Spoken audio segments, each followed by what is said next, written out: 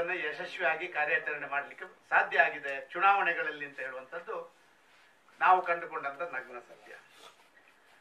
ನಾನಿವತ್ತು ಕಾಂಗ್ರೆಸ್ನವರಿಗೆ ಕೇಳಲಿಕ್ಕೆ ಇಷ್ಟಪಡ್ತಾ ಇದ್ದೀನಿ, ಕರ್ನಾಟಕದಲ್ಲಿ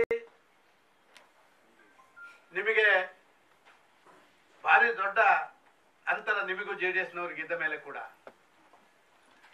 ಅವರಿಗೆ ಅಧಿಕಾರ ಬಿಟ್ಟುಕೊಟ್ರಿ. ನಿಮ್ಮ ಉದ್ದೇಶ ಏನಿತ್ತು? ಸಿಂಗಲ್ ಪಾಯಿಂಟ್ ಪ್ರೋಗ್ರಾಮ್, ಬಿಜೆಪಿಯನ್ನ ಅಧಿಕಾರದಿಂದ ದೂರ ಇಡಬೇಕು ಅಂತ ಹೇಳುವಂಥದ್ದು. ಆದ್ರೆ ಆದ ಮರುದಿವಸದಿಂದಲೇ ಸಿದ್ದರಾಮಯ್ಯರ ನೇತೃತ್ವದಲ್ಲಿ ಈ ಸರ್ಕಾರವನ್ನ ಅಸ್ಥಿರಗೊಳಿಸುವಂತ ಕೆಲಸ ಕಾರ್ಯಗಳನ್ನು ಪ್ರಾರಂಭ ಮಾಡಿದ್ರಿ.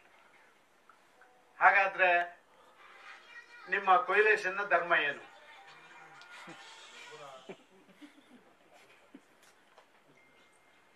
ಒಂದು ರೀತಿಯಲ್ಲಿ ನಮಗೆ ಅನಿಸ್ತದೆ, ಸಿದ್ದರಾಮಯ್ಯನವರು ತನ್ನ ಅಸ್ತಿತ್ವ ಉಳಿಸಿಕೊಳ್ಳಲಿಕ್ಕೆ ಬೇಕಾಗಿ ತನಗೆ ಮುಖ್ಯಮಂತ್ರಿ ಪಟ್ಟ ಸಿಕ್ಕುದಿಲ್ಲ, ಆದ್ರೆ ಇಡೀ ಇಲ್ಲಿಯ ಆಡಳಿತವನ್ನ ತಾನು ಹಿಡ್ಕೊಳ್ಬೇಕು ಅಂತ ಹೇಳುವಂತ ಅವರ ಮಹದಾಸೆ ಇದರ ಹಿಂದೆ ಇತ್ತು.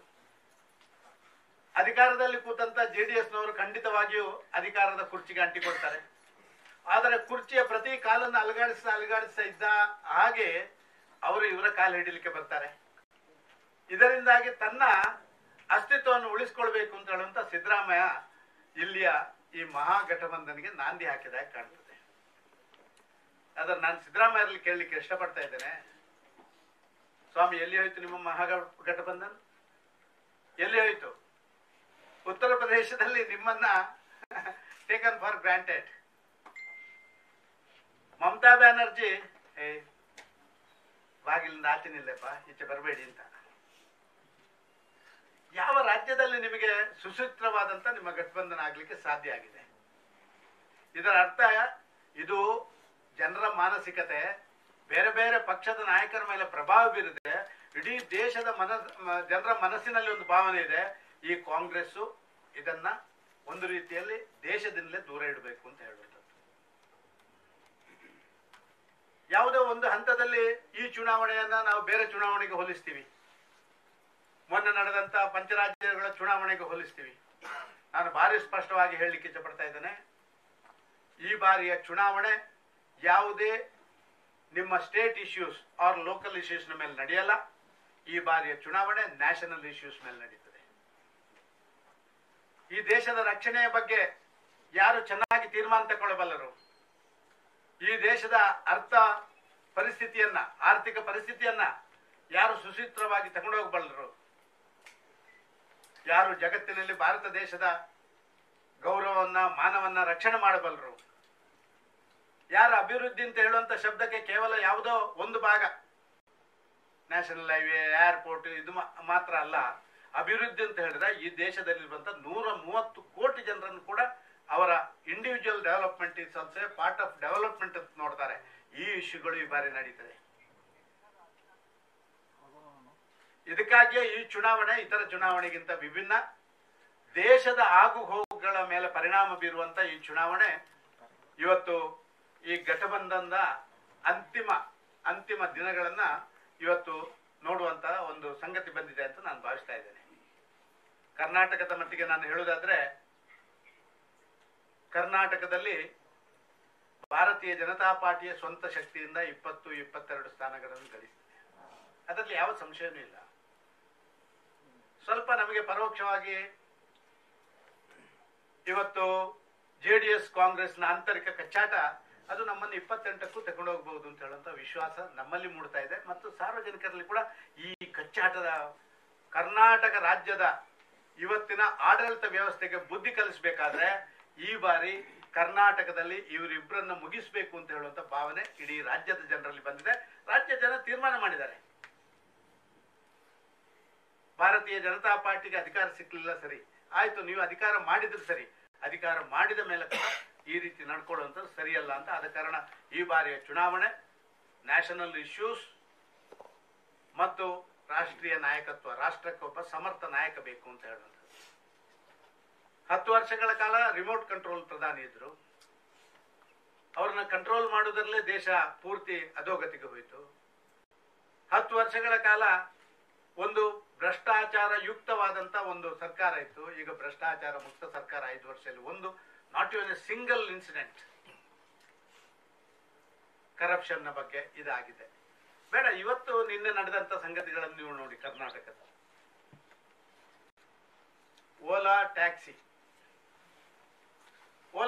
ಬಗ್ಗೆ ಏನು ತೀರ್ಮಾನ ತಗೊಂಡ್ರೆ ಇವರು ರದ್ದು ಮಾಡಿದ್ದಾರೆ.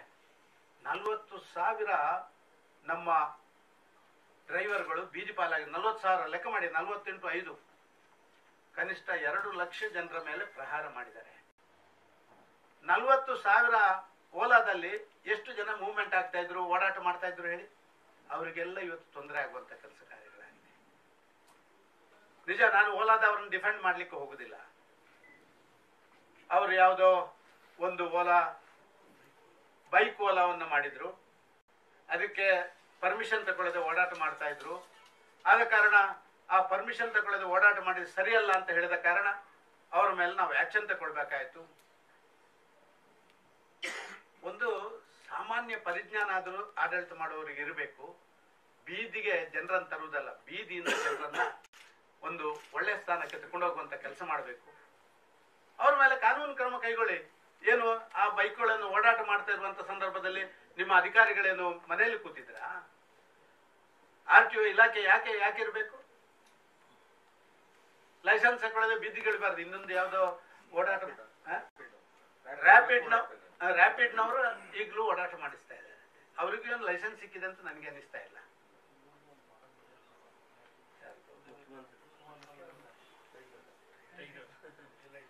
ಇನ್ನೇನೋ ಒಂದು ಟೈಗರ್ ಎಲ್ಲೋ ಜಂಪ್ ಮಾಡಬೇಕು ಅಂತ ಹೇಳುವಂತ ಭಾವನೆಯಲ್ಲಿ ಇದ್ರಂತೆ. ಆ ಟೈಗರ್ ಜಂಪೇ ಆಗ್ಲಿಲ್ಲ. ಆದ್ರೆ ಆ ಟೈಗರ್ ಈಗ 40,000 ಜನರ ಮೇಲೆ ಜಂಪ್ ಮಾಡಿ ಅವರನ್ನು ತಿನ್ಲಿಕ್ಕೆ ಬರ್ತಾ ಇದೆ. ಮತ್ತು ಚುನಾವಣಾ ಸಂದರ್ಭದಲ್ಲಿ ಇದನ್ನು ಮಾಡುವುದಕ್ಕೆ ಖಂಡಿತವಾದಂತ ಬಲವಾದಂತ ಬೇರೆ ಕಾರಣಗಳಿದ್ದಾವೆ ಅಂತ ನನ್ನ ಅನಿಸಿಕೆ. ನನ್ನದಲ್ಲ, ಸಾಮಾನ್ಯ ಜನರ ಅನಿಸಿಕೆ. 6 ತಿಂಗಳ ಕಾಲ ಸಸ್ಪೆಂಡ್ ಮಾಡಿ ಏನ್ ಮಾಡ್ತೀರಾ? ಇವರ ಕುಟುಂಬದವ್ರನ್ನ ಏನ್ ಮಾಡ್ತೀರಾ? ಸರ್, ಸಾಲ ಮಾಡಿ ನಾನೊಂದು ಟ್ಯಾಕ್ಸಿ ತಗೊಂಡು ಓಲಾ ಇದರಲ್ಲಿ ಕೊಟ್ಟಿದ್ದೀನಿ, ಕಂತು ಕಟ್ಟಕ್ಕಾಗತ್ತ ನನಗೆ? ನಾನು ಸರ್ಕಾರವನ್ನ, ಚುನಾವಣಾ ಸಂದರ್ಭ ಇವತ್ತು ಆದ್ರೂ ಕೂಡ ನಾನು ಸರ್ಕಾರವನ್ನ, ಅಧಿಕಾರಿಗಳನ್ನ ಆಗ್ರಹ ಮಾಡ್ತೇನೆ, ತಕ್ಷಣ ಇದನ್ನು ವಿಡ್ರಾ ಮಾಡಬೇಕು. ಯಾರ ಬೈಕ್ ಓಡಿಸ್ತಾರ, ಮತ್ತೊಂದು ಮಾಡ್ತಾರ, ಅವರಿಗೆ ಪೆನಾಲ್ಟಿ ಇಂಪೋಸ್ ಮಾಡಿ, ಅವ್ರ ಮೇಲೆ ಆಕ್ಷನ್ ತಗೊಳ್ಳಿ. ಆದ್ರೆ ಬಡವರ ಹೊಟ್ಟೆಗೆ, ದುಡಿದು ತಿನ್ನುವ ಸ್ವಾಭಿಮಾನಿ ಡ್ರೈವರ್ಗಳ ಹೊಟ್ಟೆಗೆ ಹೊಡಿಬೇಡಿ, ಅವರ ಕುಟುಂಬದವರ ಹೊಟ್ಟೆಗೆ ಹೊಡಿ. ಸರಿಯಲ್ಲ. ಇದರ ಹಿಂದೆ ಚುನಾವಣೆ ಬರ್ತಾ ಇದೆ. ಮೊನ್ನೆ ಎಲ್ಲ ನಾವು ನೋಡಿದೆವು, ಯಾವುದೋ ಇಂಜಿನಿಯರ್ ಮುಖಾಂತರ ಯಾವುದೋ ಹೋಟೆಲ್ನಲ್ಲಿ ಕಲೆಕ್ಷನ್, ಈಗ ನಡು ಮಾರ್ಗದಲ್ಲಿ ಕಲೆಕ್ಷನ್. ಆದ ಕಾರಣ ನೀವು ಈ ಕೆಲಸ ಕಾರ್ಯಗಳನ್ನು ಮಾಡುವುದಕ್ಕೆ ನಮ್ಮ ಬಲವಾದಂತ ವಿರೋಧ ಇದೆ. ನಾವು ಆಗ್ರಹ ಮಾಡ್ತಾ ಇದ್ದೇವೆ. ತಕ್ಷಣ ಅವರ 6 ತಿಂಗಳ ನಿಷೇಧ ಹಾಕಿದ್ದನ್ನು ವಿಡ್ರಾ ಮಾಡಬೇಕು.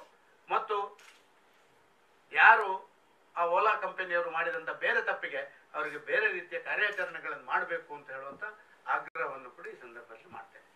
ಸರ್, ಅದೇನೋ ಬೇರೆ ಕಾರಣ ಇದೆ ಅಂತಾರೆ, ಸ್ಪಷ್ಟಪಡಿಸಿ ಸರ್. ಚುನಾವಣೆ ಸಂದರ್ಭದಲ್ಲಿ ರದ್ದು ಮಾಡೋದ್ರಿಂದ ಬೇರೆ ಕಾರಣ ಯಾವುದು ಅಂತ ಸಾಧಾರಣವಾಗಿ ಎಲ್ರಿಗೂ ಗೊತ್ತಿರುತ್ತೆ.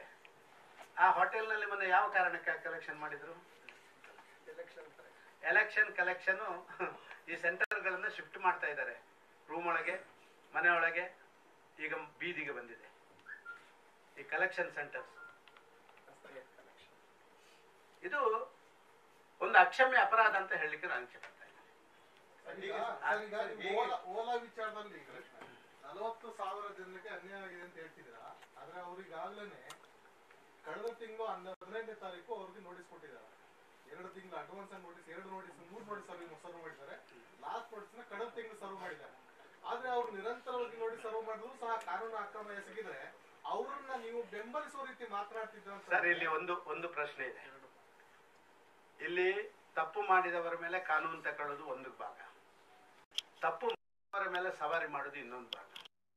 ಯಾವುದೋ ಒಂದು ಕಂಪನಿಯಲ್ಲಿ ಇಷ್ಟು ದೊಡ್ಡ ಜನ ಸಂಖ್ಯೆಯಲ್ಲಿ ಅದನ್ನು ಡಿಪೆಂಡ್ ಆಗಿರುವವರು, ಅವರಿಗೆ ಈ ಕೆಲಸ ಮಾಡುವುದರಿಂದ ಅವರ ಕಾರ್ ಕಂತು ಇನ್ಸ್ಟಾಲ್ಮೆಂಟ್ ಕಟ್ಟಕ್ಕಾಗಲ್ಲ, ಅವರ ಮನೆಯವರಿಗೆ ಊಟ ಹಾಕಕ್ಕಾಗಲ್ಲ.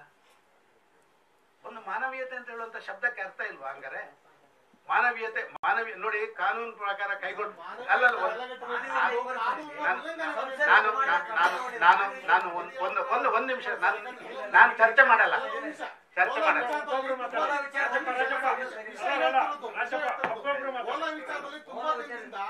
ಅದೇ ಉದ್ಯೋಗಿಗಳು ಇರುವಂತ ಕಾರ್ ಡ್ರೈವರ್ಗಳಿಗೆ ತುಂಬಾ ಕಿರುಕುಳ ಕೊಡ್ತಿದ್ದಾರೆ, ಸರಿಯಾಗಿ ಪೇಮೆಂಟ್ ಆಗ್ತಿಲ್ಲ, ಸಮಸ್ಯೆ ಇದ್ದಾಗ ನೀವು ಯಾರು ರೈಸ್ ಮಾಡಿಲ್ಲ ಇಶ್ಯೂನ. ಇದು ಸತ್ಯಕ್ಕೆ ದೂರವಾದಂತ ಮಾತು. ನೀವು ಕಂಪನಿಯ ಸಿಇಒ ಮೇಲೆ ಕಾನೂನು ಕ್ರಮ ಕೈಗೊಳ್ಳಿ, ಕಂಪನಿಗೆ ಬೇಕಾದ್ರೆ ಪೆನಾಲ್ಟಿ ಹಾಕಿ. ಇವರಿಗೆ ಸಿಇಒರಿಗೆ ಅನ್ಯಾಯ ಆಗ್ತಾ ಇತ್ತು ಅಂತ ಹೇಳಿದಾಗ ಇದನ್ನ ರೈಸ್ ಮಾಡಿದವರು ನಾವು. ಓಲಾ ಕಂಪನಿಯವರ ಜೊತೆ ಹಿಂಗೆ ಕಂಪ್ಲೇಂಟ್ ಇದೆ ಅಂತ ಹೇಳಿ ಇದರ ಬಗ್ಗೆ ಪರಿಹಾರ ಸೂತ್ರಗಳನ್ನು ಕೊಡಬೇಕು ಅಂತ ಹೇಳಿದವರು ನಾವು. ಎರಡನೇದಾಗಿ ನಾನು ನಮ್ಮ ವಿಚಾರವನ್ನ ಪ್ರಸ್ತಾಪ ಮಾಡ್ತೇನೆ, ಅದರ ಪರೋಕ್ಷ ವಿಚಾರದ ಬಗ್ಗೆ ನಾನು ಮಾತಾಡ್ಲಿಕ್ಕೆ ಇಷ್ಟಪಡೋದಿಲ್ಲ. ಯಾಕಂತ ಹೇಳಿದ್ರೆ ಇವತ್ತು ನಡೆಯುವಂತ ವಿದ್ಯಮಾನ ಸಾರ್ವಜನಿಕ ವಲಯದಲ್ಲಿ ನಡೆಯುವಂತಹ ವಿಚಾರಗಳಂತೆ ಕೂಡ ನಾವು ಮುಂದೆ ಹೋಗ್ಬೇಕಾಗಿದೆ. ಸಿಇಒ ಮೇಲೆ ಯಾಕೆ ಆಕ್ಷನ್ ತಗೊಳ್ಳಿಲ್ಲ? ಮಾರ್ಗಕ್ಕೆ ಇಳಿದಂತ ಆ ಬೈಕ್ಗಳನ್ನ ಸೀಜ್ ಯಾಕೆ ಮಾಡ್ಲಿಲ್ಲ? ಇಷ್ಟ ತನಕ 2 ತಿಂಗಳಾಯ್ತು ನೋಟಿಸ್ ಕೊಡ್ತಾರೆ. ಬರೇ ನೋಟಿಸ್ ಕೊಡುವುದರಲ್ಲೇ ಕಾಲ. ನೋಟಿಸ್ ಕೊಟ್ಟು ಕಲೆಕ್ಷನ್ ಮಾಡುವುದು ಒಂದು, ಎರಡನೇದಾಗಿ ನೋಟಿಸ್ ಕೊಟ್ಟು ಕಲೆಕ್ಷನ್ ಆಗಿದ್ರೆ ಈ ರೀತಿ ಮಾಡುದು ಇನ್ನೊಂದು. ಇದು ನ್ಯಾಯ ಅಲ್ಲ.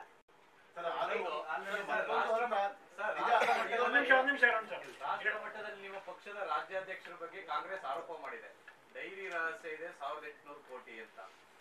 ಸರ್, ನಾನು ಇದನ್ನು ಕೇಳಿದ್ರೆ ನನಗೆ ನಗೆ ಬರುತ್ತೆ. ಯಾಕೆಂತ ಹೇಳಿದ್ರೆ ಅಯ್ಯೋ ಇವರಿಗೆ ಏನು ಇಶ್ಯೂ ಇಲ್ಲದಾಗ ಈ ಇಶ್ಯೂ ಅನ್ನು ರೈಸ್ ಮಾಡಿ ಇವರೇ ಒಂದು ಅದನ್ನ ಕೌಂಟರ್ ತಗೊಳ್ತಾರ ಅಂತ. ಸರ್, 5 ವರ್ಷ ಕರ್ನಾಟಕದಲ್ಲಿ ಅವರ ಆಡಳಿತ ಇತ್ತು. ಇದು ಯಾವ ಇಶ್ಯೂ ಇತ್ತು ಸರ್? 2009-10 5 ವರ್ಷ ಅವರದಿತ್ತು. ಎಲ್ಲ ಇನ್ವೆಸ್ಟಿಗೇಟಿವ್ ಏಜೆನ್ಸಿ ಅವರ ಕೈಯಲ್ಲಿತ್ತು, ಕಾನೂನು ಅವರ ಕೈಯಲ್ಲಿತ್ತು, ಎಲ್ಲವಿತ್ತು. ತನಿಖೆ ಮಾಡಿಲ್ಲ. ಇಲ್ಲಿ ಬಿಡಿ, ಇದನ್ನು ದೊಡ್ಡ ರೀತಿಯಲ್ಲಿ ಇದು ಡೆಲ್ಲಿಗೆ ಹೋಗಿದೆ, ಮತ್ತೊಂದು ಹೋಗಿದೆ, ಸಿಬಿಐ ತನಿಖೆ ಮಾಡಬೇಕು ಅಂತ ಹೇಳಿದ್ರೆ ಕೇಂದ್ರದಲ್ಲಿ ಕೂಡ ಇವರದೇ ಸರ್ಕಾರ ಇತ್ತು. ಇಂಥ ಒಂದು ಸಂಗತಿಗಳನ್ನ ಒಂದು ನಗೆಪಾಟಲಿಗೆ ಈಡಾಗುವಂತ ಒಂದು ವ್ಯವಸ್ಥೆ CBDT ಅವರು ಅವತ್ತೇ ಹೇಳಿದ್ರು. ಒಮ್ಮೆ ಬಂದಿತ್ತು ಈ ಇಶ್ಯೂಗಳು, ಬಂದಾಗ ಹೇಳಿದ್ರು ಇದು ಯಡಿಯೂರಪ್ಪನ ಸಿಗ್ನೇಚರ್ ಅಲ್ಲ ಅಂತ ಹೇಳಿದ್ರು. ಇಷ್ಟೆಲ್ಲ ಆದ ಮೇಲೆ ತಾವೇ ತೋಡಿದ ಗುಂಡಿಗೆ ತಾವೇ ಬೀಳುವಂತ ಪರಿಸ್ಥಿತಿ ಇವತ್ತು ಕಾಂಗ್ರೆಸ್ನವರಿಗೆ ನಿರ್ಮಾಣ ಆಗಿದೆ. ಇದನ್ನ ನಾವು ಅರ್ಥ ಮಾಡ್ಕೊಳ್ಬೇಕು. ಜನ ಅರ್ಥ ಮಾಡ್ಕೊಂಡಿದ್ದಾರೆ. ಇದರ ಬಗ್ಗೆ ಬೇರೆ ಚರ್ಚೆ ಅವಶ್ಯಕತೆಗಳಿಲ್ಲ ಅಂತ ನಾನು ಭಾವಿಸ್ತಾ ಇದ್ದೇನೆ. ನಾನು ಇವತ್ತು ಆಗ್ರಹ ಮಾಡ್ತೇನೆ, ಭಾರಿ ಡೈರಿಗಳು ಬಂದಿದೆ. ಇಲ್ಲಿ ಯಾರ್ದೆಲ್ಲ ಬಂದಿದೆ? ಗೋವಿಂದರಾಜರದ್ದು ಬಂದಿದೆ, DK ಶಿವಕುಮಾರ್ದು ಬಂದಿದೆ, ಭಾರಿ ಡೈರಿಗಳು. ಎಲ್ಲಾ ಡೈರಿಗಳು ಕೂಡ ಮುಚ್ಚಿಯೇ ಹೋಗಿದೆ. ಕಾರಣ ಯಾಕೆಂದು ನಮ್ಗೆ ಗೊತ್ತಿಲ್ಲ. ಅವರದನ್ನ ತನಿಖೆ ಮಾಡುವಂತ ಪ್ರಕ್ರಿಯೆಗಳನ್ನು ಪ್ರಾರಂಭ ಮಾಡಿದರೆ ಇದು ತನಿಖೆ ಮುಂದುವರಿತಾ ಇತ್ತು. ಈಗ ನಾವ್ಯಾರು ತನಿಖೆ ಮಾಡೋದು ಬೇಡ ಅಂತ ಯಾರು ಹೇಳಲಿಲ್ಲ. ನಾನು 25ನೇ ತಾರೀಕಿಗೆ ಬೆಳಿಗ್ಗೆ 11 ಗಂಟೆಗೆ ನಾಮಪತ್ರವನ್ನು ಸಲ್ಲಿಸುವಂದಿದ್ದೇನೆ. ಬೆಳಿಗ್ಗೆ 9 ಗಂಟೆಗೆ ರಾಧಾಕೃಷ್ಣ ಮಂದಿರದಲ್ಲಿ ದೇವಸ್ಥಾನದಲ್ಲಿ ನಾನು ಪೂಜೆಗಳನ್ನು ಸಲ್ಲಿಸಿ, ಸಂಜಯನಗರ ವಾರ್ಡ್ನ ರಾಧಾಕೃಷ್ಣ ಮಂದಿರದಲ್ಲಿ ಪೂಜೆಗಳನ್ನು ಸಲ್ಲಿಸಿ, ಅಲ್ಲಿಂದ 10:15 ಗಂಟೆಗೆ ಮೈಸೂರು ಬ್ಯಾಂಕ್ನ ಪಕ್ಕ ಇರುವಂತ ಆಂಜನೇಯ ದೇವಸ್ಥಾನದಲ್ಲಿ ಪೂಜೆ ಸಲ್ಲಿಸಿ, ಅಲ್ಲಿ ನಮ್ಮ ಹಿಂಬಾಲಕರು, ನಮ್ಮ ಪಕ್ಷದ ಪ್ರಮುಖರು, ನಮ್ಮ ಕಾರ್ಯಕರ್ತರು ಯಾರೆಲ್ಲ ಬರ್ತಾರ ಅವರ ಜೊತೆ ಜಿಲ್ಲಾಧಿಕಾರಿ ಕಚೇರಿ ತೆರಳಿ 11 ಗಂಟೆಗೆ ನಾನು ನಾಮಪತ್ರ ಸಲ್ಲಿಸುವನಿದ್ದೇನೆ. ನಾನು ನಿಮ್ಮ ಮುಖಾಂತರ ಎಲ್ಲರನ್ನು ವಿನಂತಿ ಮಾಡ್ತೇನೆ, ಬನ್ನಿ ಆಶೀರ್ವದಿಸಿ ಮತ್ತು ನನ್ನ ಯಶಸ್ಸಿಗೆ ನಿಮ್ಮೆಲ್ಲ ಶುಭಾಶಯಗಳನ್ನು ತಿಳಿಸಿ ಅಂತ ಹೇಳಿ ಸಾರ್ವಜನಿಕರಿಗೆ ನಿಮ್ಮ ಮೂಲಕ ವಿನಂತಿ ಮಾಡಿ. ಸರ್, ಬೆಂಗಳೂರು ಉತ್ತರದಲ್ಲಿ ನಿಮ್ಮ ವಿರುದ್ಧ ದೇವೇಗೌಡರು ಸ್ಪರ್ಧೆ ಮಾಡ್ತಾರೆ ಅಂತ ಹೇಳಲಾಗ್ತಿತ್ತು. ನಗುವಗೌಡರ ವಿರುದ್ಧ ಅಳುವಗೌಡರ ಸ್ಪರ್ಧೆ ಅಂತ. ಈಗ ಅಳುವಗೌಡರ ನಾನೇನು ಅವರ ಬಗ್ಗೆ ಮಾತಾಡಿಲ್ಲ. ನೀವು ನನ್ನಲ್ಲಿ ಪ್ರಶ್ನೆಗಳನ್ನು ಕೇಳಿದಾಗ್ಲೂ ನಾನು ಹೇಳಿದೆ ದೊಡ್ಡ ಗೌಡ್ರು ಅಂತ ಹೇಳಿದೆ, ನಾನು ಅಳುವಗೌಡರು ಅಂತ ಹೇಳಿದೆ. ದೊಡ್ಡ ಗೌಡ್ರ ಬಗ್ಗೆ ನನಗೆ ಗೌರವ ಇದೆ, ಈ ದೇಶದ ಪ್ರಧಾನಮಂತ್ರಿ ಆಗಿದ್ರು. ಆದ್ರೆ ಅವರ ವಿರುದ್ಧ ಸ್ಪರ್ಧೆ ಮಾಡ್ಲಿಕ್ಕೆ ನನಗೆ ಭಯನೂ ಇಲ್ಲ, ಹೆದರಿಕೆನೂ ಇಲ್ಲ, ಆತಂಕನೂ ಇಲ್ಲ ಅಂತ ಹೇಳುವಂತ ಮಾತನ್ನು ಅವತ್ತು ಹೇಳಿದ್ದೇನೆ, ಇವತ್ತು ಹೇಳ್ತೇನೆ. ಮತ್ತು ನನ್ನ ಕಾರ್ಯಕರ್ತರಿಗೆ ಸ್ವಲ್ಪ ನಿರಾಸೆ ಆಗಿದೆ. ನಮ್ಮ ಕಾರ್ಯಕರ್ತರು ಸರ್ ಒಮ್ಮೆ ಅವರ ವಿರುದ್ಧ ನಮ್ಮ ಇಲೆಕ್ಷನ್ ಮಾಡಬೇಕಿತ್ತು ಅಂತ ಹೇಳುವಂತ ಉತ್ಸಾಹದಲ್ಲಿದ್ರು. ನಿನ್ನೆಯಿಂದ ಸ್ವಲ್ಪ ಕಾರ್ಯಕರ್ತರ ಉತ್ಸಾಹ ಕಮ್ಮಿ ಆಗಿದೆ. ಅದು ಯಾರೇ ಬರಲಿ ಸರ್, ನಾವು ಕ್ಯಾಂಡಿಡೇಟ್ ಬಗ್ಗೆ ಆಲೋಚನೆ ಮಾಡಲ್ಲ. ನಾನು ಫಸ್ಟ್ ಟೈಮ್ ಲೋಕಸಭೆಗೆ ನಿಂತದ್ದೇ ವೀರಪ್ಪ ಮೊಯ್ಲಿಯವರ ವಿರುದ್ಧ. ಅವರು ಮುಖ್ಯಮಂತ್ರಿಯಾಗಿ ಹೊರಗೆ ಬಂದ ಮೇಲೆ ಅವರ ವಿರುದ್ಧ ನಾನು ಸ್ಪರ್ಧೆ ಮಾಡಿ ಗೆದ್ದಿರೋರು. ಆದ ಕಾರಣ ನಾವು ಯಾರು ನಮಗೆ ನಮ್ಮ ವಿರೋಧಿ ಅಂತ ಹೇಳೋದಕ್ಕಿಂತಲೂ ನಮ್ಮ ಸಂಘಟನೆಯ ಶಕ್ತಿ ಎಷ್ಟು, ನಮ್ಮ ಪಕ್ಷದ ವಿಚಾರಗಳೆಷ್ಟು, ನಮ್ಮ ನಾಯಕರ ಇವತ್ತು ಯಾರು ಎಲ್ಲರೂ ಹೇಳ್ಬೋದು. ನಾನು ನಿನ್ನೆ ಯಾರೋ ಮಾಧ್ಯಮದಲ್ಲಿ ಹೇಳಿದನ್ನು ಕೇಳಿದೆ, ಮೋದಿ ಮೋದಿ ಅಂತ ಹೇಳ್ತಾರೆ, ಇವ್ರು ಯಾರು ಏನು ಮಾಡಿಲ್ಲ ಅಂತ ಹೇಳಿ. ಮೋದಿ ನಮ್ಮ ನಾಯಕರೇ ಮಾಡಿದ್ರೆ ಅದನ್ನು ನಾವು ಮಾಡಿದ್ದೆದು ಮತ್ತೆ ಯಾರು?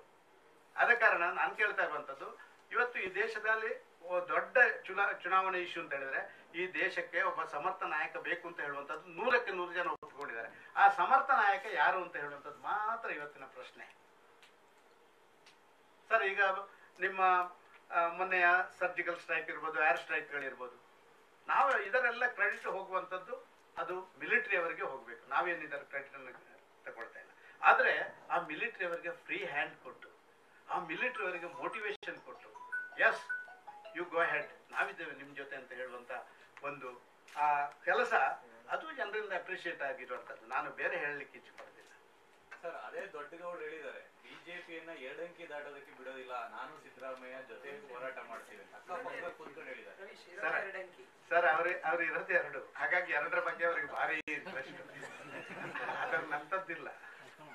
ನೀವು 2014ರಲ್ಲಿ ಕಂಟೆಸ್ಟ್ ಮಾಡಿದಾಗ 3 ಅಭ್ಯರ್ಥಿಗಳಿತ್ತು, ತ್ರಿಕೋನ ಸ್ಪರ್ಧೆ ಇತ್ತು. ನೀವು ಕಾಂಗ್ರೆಸ್ ಜೆಡಿಎಸ್ ಅನ್ನ ಪ್ರತ್ಯೇಕವಾಗಿ ಎದುರಿಸಿದ್ರಿ. ಆದ್ರೆ ಈ ಬಾರಿ ನೀವು ಸ್ಪರ್ಧೆ ಮಾಡುವಾಗ ಇಬ್ಬರನ್ನ ಒಟ್ಟಿಗೆ ಎದುರಿಸಬೇಕಾಗಿದೆ. ಏನ್ ಡಿಫೆನ್ಸ್ ಏನು ಫೀಲ್ ಆಗ್ತಿದೆ ನಿಮಗೆ? ಸರ್, ನಾನು ಹೇಳ್ತೀನಿ, ನನ್ನಲ್ಲಿ 2 ಪ್ರಶ್ನೆಗಳು ಎಲ್ಲ ಮಾಧ್ಯಮದವರು ಕೇಳ್ತಾರೆ. ನಿಮ್ಮಲ್ಲಿ ಶಾಸಕರ ಸಂಖ್ಯೆ ಕಡಿಮೆ ಆಗಿದೆ ಮತ್ತು ಅವರಿಬ್ಬರು ಒಟ್ಟಾಗಿದ್ದಾರೆ ಅಂತ ಹೇಳುವಂಥದ್ದು. ಸರ್, ಹೊರಗೆ ಒಟ್ಟಾದರೂ ಒಳಗೆ ಹೆಂಗಿದೆ ಅಂತ ನಿಮಗೆ ಗೊತ್ತಿದೆ. ಅದರ ಪ್ರಶ್ನೆ ನಾನು ಮಾತಾಡಲ್ಲ. ಸರ್, ನಾವು ಇವತ್ತು ಚುನಾವಣೆ ಫೈಟ್ ಮಾಡೋದು ನಮ್ಮ ವಿಚಾರ, ನಮ್ಮ ಕೇಡರ್ ಸ್ಟ್ರೆಂತ್ ಮೇಲೆ, ನಮ್ಮ ದೇಶದ ಇಶ್ಯೂಗಳ ಮೇಲೆ. ನಮ್ಮ ಇವತ್ತಿನ ಚುನಾವಣೆ national issues, local issues. Sir, ನಾನು ಇಷ್ಟರವರೆಗೆ ಸಾಧಾರಣ ಒಂದು 10 ದಿನಗಳಿಂದ ನಾನು ವ್ಯಾಪಕ ಪ್ರವಾಸ ಮಾಡ್ತೇನೆ.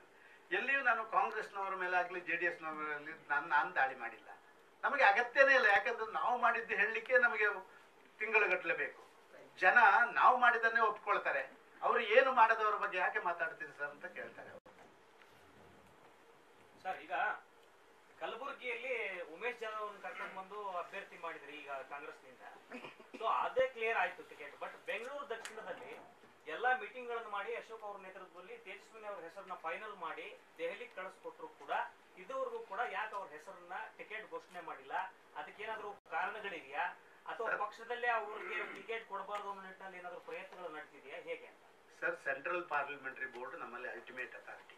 ನಾವಿಲ್ಲಿ ಡಿಸಿಷನ್ ಮಾಡಿದ ಪ್ಯಾರಲಲ್ ಆಗಿ ನಮ್ಮ ಕೇಂದ್ರದ ಪಕ್ಷ ಹಲವಾರು ಇಶ್ಯೂಗಳನ್ನು ಬೇರೆ ಬೇರೆ ಸಂದರ್ಭದಲ್ಲಿ ಡಿಸ್ಕಸ್ ಮಾಡಿ ಅವರು ಫೈನಲೈಸ್ ಮಾಡೋದು.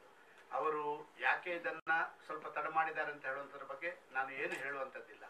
ಆದರೆ ನಮ್ಮ ರಾಜ್ಯದಿಂದ ಅವರ ಹೆಸರುಗಳನ್ನ ನಮ್ಮ ಕೋರ್ ಕಮಿಟಿಯ ಮುಖಾಂತರ ಕಳಿಸಿಕೊಡುವ ಕೆಲಸ ಕಾರ್ಯಗಳನ್ನು ಮಾಡಲಾಗಿದೆ. ಎಲ್ಲೋ ಒಂದ್ ಕಡೆ ಸರ್, ಬೇರೆ ಪಕ್ಷದ ವಲಸೆ ಬಂದವರಿಗೆ ಮೊದಲ ಪಟ್ಟಿಯಲ್ಲಿ ಟಿಕೆಟ್ ಸಿಗುತ್ತೆ. ಇಲ್ಲೇ ಅನುಕಂಪ ಹೊಂದಿರೋರು ಒಬ್ಬರೇ ವ್ಯಕ್ತಿಯ ಹೆಸರನ್ನ ಶಿಫಾರಸು ಮಾಡಿದ್ರೂ ಕೂಡ ಕೇಂದ್ರದ ವರಿಷ್ಠರು ತಡೆ ಇಡ್ತಾರೆ. ನೇರವಾಗಿ ಸಂಪರ್ಕ ಹೊಂದಿರೋರು. ಹಾಗಾಗಿ ಏನದು ರಹಸ್ಯ ಅನ್ನೋದು ಇದುವರೆಗೂ ಅರ್ಥ ಆಗ್ತಾ ಇಲ್ಲ. ಹಲವಾರು ರಹಸ್ಯಗಳನ್ನು ಬಾಹ್ಯವಾಗಿ ಹೇಳಲಿಕ್ಕೆ ಆಗಲ್ಲ. ಅದು ರಹಸ್ಯವಾಗಿ ಇರಬೇಕಾಗುತ್ತೆ ಹೊರಗೆ ಬರುವಾಗ. ರಹಸ್ಯ ಇದೆಯಾ ಸರ್? ನೋಡಿ, ನಾನು ಒಂದು ಹೇಳ್ತೇನೆ, ನನ್ನ ವ್ಯಾಪ್ತಿಯಲ್ಲಿ ಬರದರ ಬಗ್ಗೆ ನಾನು ಚರ್ಚೆ ಮಾಡುವಂತ ಸೂಕ್ತ ಅಲ್ಲ. ಇದು ಸೆಂಟ್ರಲ್ ಪಾರ್ಲಿಮೆಂಟರಿ ಬೋರ್ಡ್ ವ್ಯಾಪ್ತಿಯಲ್ಲಿ ಬರುವಂತದ್ದು. ನಾನು ಅದರ ಬಗ್ಗೆ ಏನು ಹೇಳಲಿಕ್ಕೆ ಇಷ್ಟಪಡ್ತೀನಿ. ನಮ್ಮಲ್ಲಿಂದ ಏನು ಕಳಿಸಿದ್ದೇವೆ ಅಂತ ಹೇಳ್ಬೋದು. ನಾನು ಅಲ್ಲಿ ಏನಾಗಿದೆ ಅಂತ ನಾವು ಹೇಳಕ್ಕೆ ಸಂಪರ್ಕ ಕೊಂಡಿದ್ದೀವಿ ಸರ್. ಯಾಕಂದ್ರೆ ಕೇಂದ್ರ ಮತ್ತು ರಾಜ್ಯದ ಮಧ್ಯೆ ವಿರೋಧ ಇತ್ತು. ಸೊ ಆನಂತರ ಯಾರು ವಿರೋಧ ಮಾಡಿದ್ದು? ನಿಮ್ಮ ಪಕ್ಷದಲ್ಲೇನೆ ವಿರೋಧ ಇತ್ತು. ಸೊ ಆಮೇಲೆ ಹಂಗ ಸರಿ ಹೋಗಿದೆ ಸರ್. ಇಲ್ಲಿ ಇಲ್ಲ, ನಮ್ಮ ಪಕ್ಷದಲ್ಲಿ ವಿರೋಧ ಇರಲಿಲ್ಲ. ಅಲ್ಲ ಸರ್, ಮತ್ತೆ ಎಲ್ಲಾ ಯಡಿಯೂರಪ್ಪನವರು PC ಮೋಹನ್ ಅವರು ನಿಲ್ತಾರೆ ಅಂತೆಲ್ಲ ಬಹಿರಂಗವಾಗಿ ಘೋಷಣೆ ಮಾಡ್ಕೊಂಡು ತೇಜಸ್ವಿನಿ ಅವ್ರು ಯಾಕೆ ನಿಲ್ಲಲ್ಲ ಅಂತ ಯಾಕೆ ಒಮ್ಮೆನೂ ಹೇಳಿಲ್ಲ ಯಡಿಯೂರಪ್ಪನವರು ಈ ಹೆಸರನ್ನ? ಯಡಿಯೂರಪ್ಪರೇ ಇದಕ್ಕೆ ಉತ್ತರ ಕೊಡಬೇಕು. ನಾನೇ ಅಲ್ಲ ಸರ್, ಮೋದಿಯವರು ವಲಸೆ ಬರ್ತಾರೆ ಅಂತ ಒಂದು ಸರ್, ಇಷ್ಟರವರೆಗೆ ರಾಜ್ಯಕ್ಕಾಗಲಿ ರಾಜ್ಯದಲ್ಲಿ ಚರ್ಚೆಯೂ ಆಗಲಿಲ್ಲ. ರಾಜ್ಯಕ್ಕೆ ಆ ರೀತಿ ಯಾವುದೇ ಮೆಸೇಜ್ಗಳು ಬರಲಿಲ್ಲ. ಸರ್, ಮಂಡ್ಯದಲ್ಲಿ ಸುಮಲತನಿಗೆ ದರ್ಶನ್ ಬೆಂಬಲ ಕೊಟ್ಟಿದ್ದಕ್ಕೆ